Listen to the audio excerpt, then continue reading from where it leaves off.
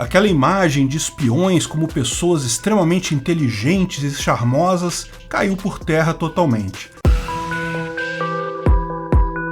Esse é o Visão Libertária, sua fonte de informações descentralizadas e distribuídas. Essa é a coisa mais hilária que eu li em muito tempo. A televisão russa, hoje, lançou uma grande reportagem sobre uma suposta tentativa de assassinato de um conhecido apresentador de televisão russo, Vladimir Solovyov. Um rosto muito conhecido do público russo e que tem coberto seguidamente a invasão da Ucrânia pela Rússia na televisão russa. Segundo as informações divulgadas na TV, a polícia russa interceptou um agente neonazista ucraniano, entre aspas, que estava em Moscou com planos de assassinar o jornalista. Mas a parte cômica é quando eles mostraram as provas apreendidas pela polícia no apartamento desse suposto agente perigoso neonazista ucraniano.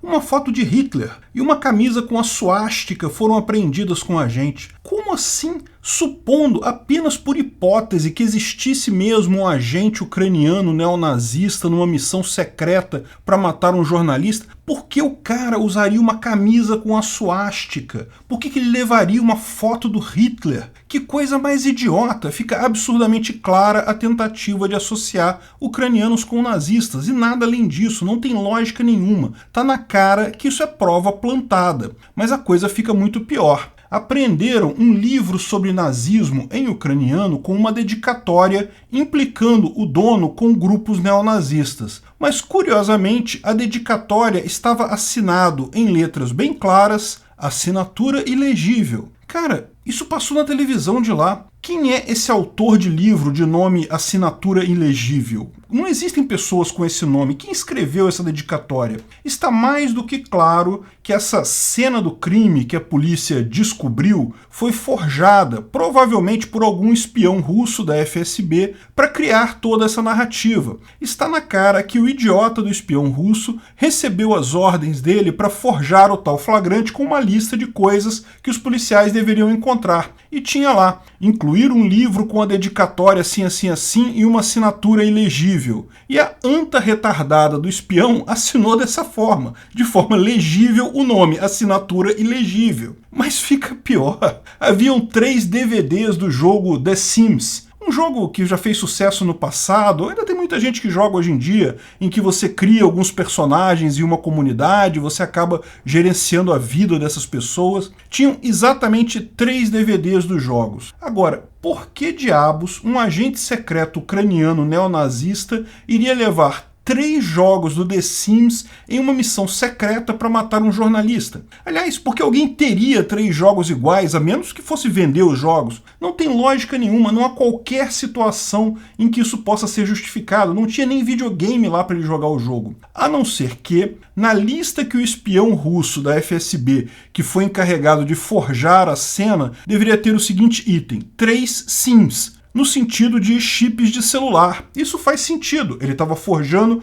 um ataque de um outro espião. É de se esperar que espiões usem cartões SIM diferentes para ocultar sua identidade, né? Chips de celular diferentes. Era para o cara comprar 3 chips de celular, 3 SIMs de celular e colocar lá. Só que a mula idiota não entendeu e comprou 3 jogos de Sims e colocou lá. Cara, que atrapalhada digna de um bando de imbecis. Eu não sei quem é pior, o espião burro da FSB que forjou essa coisa toda, a televisão idiota que mostrou isso no ar com a coisa mais normal do mundo. Ok, eu imagino que com a lavagem cerebral que os russos estão passando por lá, muitos deles nem se deram conta da idiotice da situação. Mas é óbvio para qualquer um que olhar com um pouco mais de cuidado que isso foi uma coisa evidentemente armada. Os caras mostraram na televisão o livro com a dedicatória escrita, assinatura ilegível. Pior ainda, é a Ameba que deu a ordem para essa lambança toda, que só pode ser o mestre estrategista do Putin nessa altura do campeonato. Sinceramente, esse episódio destruiu meus sonhos de infância. Você já viu os filmes de 007, né? Pô, o espião, aquele cara super inteligente, atlético, bom atirador, capaz de hackear computadores, licença para matar, e ainda era pegador, ainda pegava as menininhas todas até do inimigo, e ia lá e fazia 1000 aventuras para cumprir seus objetivos. Hoje em dia esse tipo de filme tá meio fora de moda, os últimos filmes do 007 eu nem tive interesse em ver, mas a imagem da minha infância era essa, o espião é um cara todo esperto e charmoso, e de fato, né, durante muito tempo, principalmente durante a Guerra Fria, havia toda uma áurea de mistério em torno do espião, era um problema real, havia espiões russos infiltrados nos Estados Unidos, espiões americanos infiltrados na Rússia, bem como contra-espiões que tentavam achar os espiões, e os espiões que mudavam de lado, realmente todo um ecossistema em torno da espionagem que durante aquele período bastante tenso da história humana. Daí essa visão tão apaixonante dos espiões, né? Mas a verdade é que também haviam na época séries cômicas, né, como o Agente 86, que mostrava uma coisa com a visão totalmente diferente, cômica mesmo, né?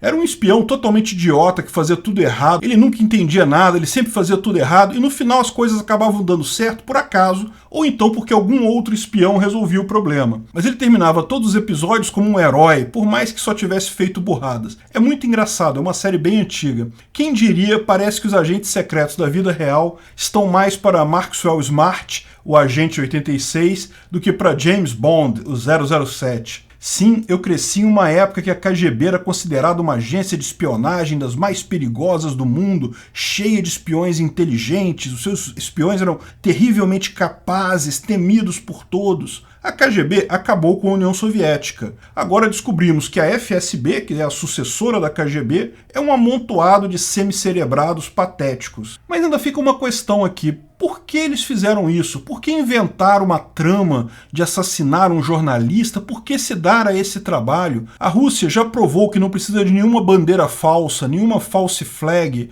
para justificar fazer crueldades na Ucrânia. Já estão fazendo as piores crueldades do mundo sem nenhuma justificativa mesmo. Para que inventar isso? E a resposta é simples, porque eles estão tendo problemas para recrutar soldados. Como explicamos nos vídeos diários sobre a guerra que a gente faz lá no meu outro canal, no Ancapsu, a Rússia, além do serviço militar obrigatório normal deste ano, iniciou uma campanha para recrutar mais 60 mil soldados para reforçar as tropas russas na Ucrânia. Só que a Rússia não declarou guerra à Ucrânia. Lembra? Para eles isso é uma operação especial. Então eles não podem simplesmente convocar e obrigar os soldados a ir. Eles só podem chamar voluntários. Mas as notícias sobre as dezenas de milhares de russos mortos nessa guerra já chegaram na Rússia. O pessoal já está sabendo que é uma roubada. E lógico, com isso, muito pouca gente se dispôs a entrar nessa guerra sem justificativa, sem propósito, sem resultado aparente e que tem sido mortal para os soldados russos. Estão morrendo às pencas. Não conseguiram nem meia dúzia de voluntários entre os russos para entrar nas tropas. Essa trama toda, supostamente, serve para criar um sentimento anti-ucraniano na população, achar que os ucranianos são mesmo nazistas malvados e assim justificar a convocação deles. É uma jogada desesperada e patética, claramente fadada ao fracasso. Portanto, uma operação bem típica do mestre estrategista Putin. Existem rumores, inclusive, que a Rússia pode declarar guerra à Ucrânia ou, no mínimo, declarar lei marcial em partes do país, porque isso tornaria o alistamento obrigatório. Muita gente tem visto incêndios e sabotagens em cidades próximas da fronteira ucraniana. Isso pode ser, inclusive, parte de tal plano, coisas feitas pelos próprios russos para justificar uma lei marcial naquela região e dali convocar pelo menos os russos que estão ali naquela região para servirem o exército russo. O que não vai mudar neste caso é o interesse dos jovens russos para entrar numa guerra sem sentido. Vão continuar com a moral extremamente baixa. Por mais que exista uma lavagem cerebral lá, na era da informação descentralizada e distribuída, muita gente, principalmente os jovens, estão percebendo claramente os truques idiotas e os riscos associados em embarcar nessa guerra que já está perdida para os russos. Resta ao mestre estrategista do Putin apelar para essas coisas desesperadas. Obrigado pela audiência. Esse vídeo foi um oferecimento de armataweb.com, cloud e serviços de data center. 100% de compromisso com a satisfação e privacidade dos clientes. Aceitamos Bitcoin. Veja o link na descrição do vídeo. Se você gostou desse vídeo, clique no like e compartilhe ele em suas redes sociais. Se inscreva no canal para nos ajudar, clicando no botão vermelho abaixo. Se quiser ser avisado de novos vídeos, clique no sininho ao lado. Se você quiser comprar camisas e outros itens do Visão Libertária, veja nossos itens no site Pimenta no Café, pimentanocafé.com.br/Visão Libertária, tudo junto sem acento, ou clique no link da descrição. Até a próxima!